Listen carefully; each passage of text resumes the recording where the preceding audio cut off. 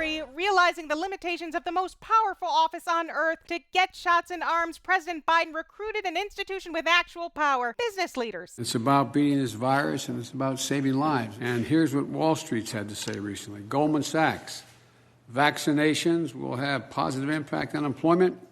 It means less spread of COVID, which will help people return to work. That's right. Government should never get between me, my body, and Goldman Sachs. Biden's tyrannical obsession with Americans outliving fruit flies comes as new data shows 1 in 500 Americans have died from coronavirus since the nation's first reported infection. But in a mysterious turn that mirrors every major medical emergency in this nation's history, death rates for Black and Hispanic Americans are 2 and 2.3 times higher, respectively. Jeff, on October 5th, you returned to Broadway in the role of Atticus Finch in To Kill a Mockingbird. Have you considered instead starring in a play that speaks more to our current racial, economic, and cultural harmony? To Kill a Mockingbird, which I think speaks to it. I mean, it's a beloved book about racism, and it's kind of lasted over decades. And I think it can even today with, you know, the country being at odds, and a lot of the reason it's at odds is because of, you know, white versus black. Why is it so hard for communities of color to trust our medical institutions? The doctors giving you vaccines are not the same doctors leaving you to die in the maternity ward. It's frustrating that we keep needing to have this conversation about racial inequality when playing the Black national anthem before NFL games was supposed to stop it cold in its tracks.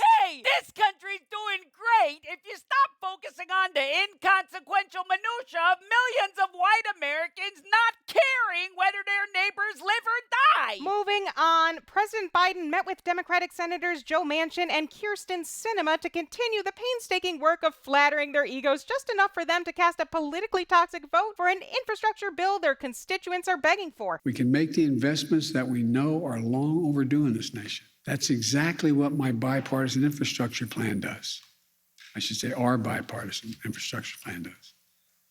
Investments in roads, bridges, highways, clean water in every home and every school, universal broadband. Jeff, you live in Middle America and your internet connection seems okay. Can you reassure Democrats that infrastructure spending is a waste of money? We get the internet in the Midwest, and we put away our fax machines. Michigan particularly is a swing state, so we've kind of got both sides, you know, living in the same neighborhood. I think job's a job, and bridges and roads in particular, the broadband, it would be nice to get stronger broadband around the country. I think that benefits everybody. Hey, nothing says pragmatic, middle-of-the-road centrists like two power-hungry maniacs who won't join the entire rest of the party without being personally invited to the White House. Forget creating jobs for middle Americans through infrastructure. Give tax breaks to Wall Street so Morgan Stanley can finally hire those tons of Flint, Michigan finance bros. Gang,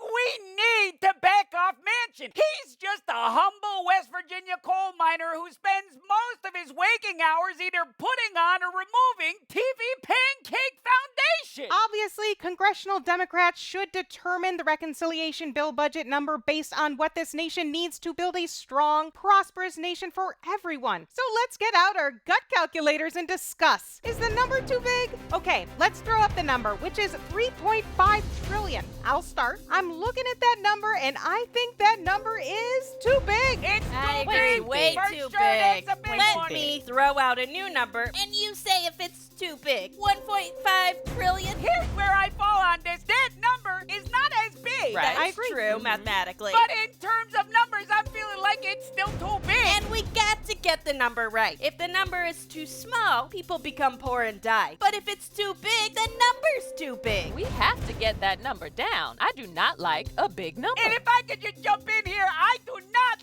like a big number. Jeff, I don't want to get in a wonky policy debate here, but is number too big? Well, it's a big number.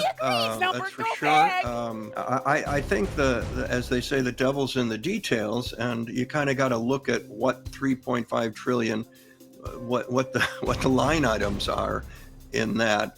But yeah, it's a big number, but maybe it's justified. Okay, no need to dumb it down for us. This is really important stuff. We care about number. And that concludes, is the number too big?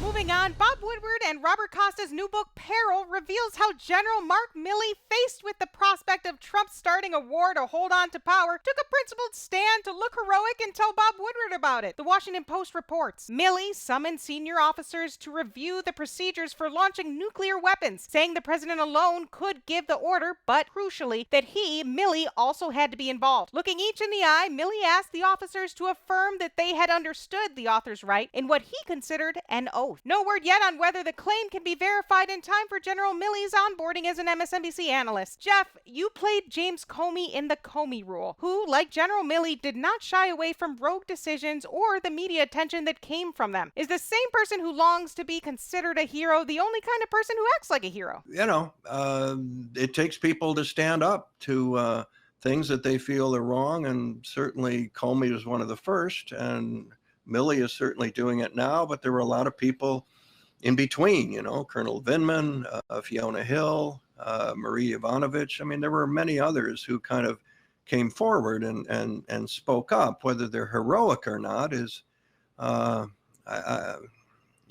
I think they are. I don't buy Milley's story. If you want to stop Trump from launching nukes on China, the easiest way is to change the launch codes from Lonnie Anderson's measurements. When I think of Mark Milley's bravery, I tear up, just like I did while cutting through Mark Milley's Lafayette Square tear gas-a-palooza. Moving on, Jeff, you know how your favorite thing in the whole world is strangers pitching you movies? Well, we have great news. On the walk from the green room to the studio, we thought of some what we think are pretty great ideas. Time to pitch some surefire hits for Jeff Daniels to humor at first, but then realize are actually pretty great. I'd ask if you're ready, but I wouldn't want to waste a busy man's time, and away we go. This first one's like Jurassic Park. The one with the dinosaurs, velociraptors eat over 500,000 Americans, and you're a scientist who invents an FDA-approved raptor repellent spray. But people are like, I don't know, raptor bites might not hurt. Could you shoot it next Thursday? No. How about this? You play a radio network producer dealing with a bad ulcer, a goof of a daughter, and now all your conservative drive time DJs are dropping dead. The flick's called Ooh, Buddy, I'm in Trouble, that's for sure. Are you ready to win an Oscar?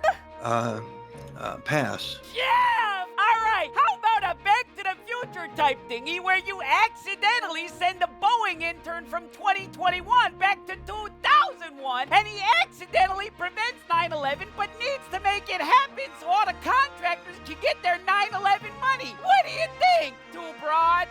Pass. Now, this one's called Mind Wipe. While politicians discuss a fake spike in urban crime, you're the one guy in America who remembers a white dude blew up a block of Nashville last Christmas. What snacks would you want in your trailer? If it affects your decision, I know where to buy popcorn kernels by the burlap sack.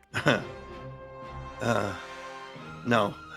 And that's how you play surefire hits for Jeff Daniels to humor at first, but then realize are actually pretty great. Well, wash down that ongoing trauma of the past year with some piping hot tea. It's time for some Beltway gossip.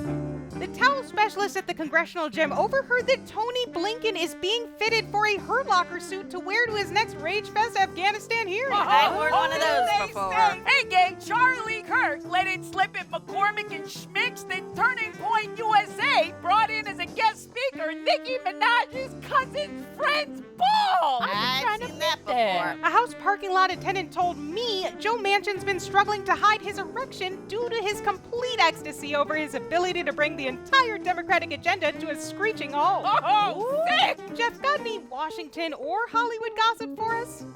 I'm still trying to wrap my head around the fact that the nuclear codes are Lonnie Anderson's measurements.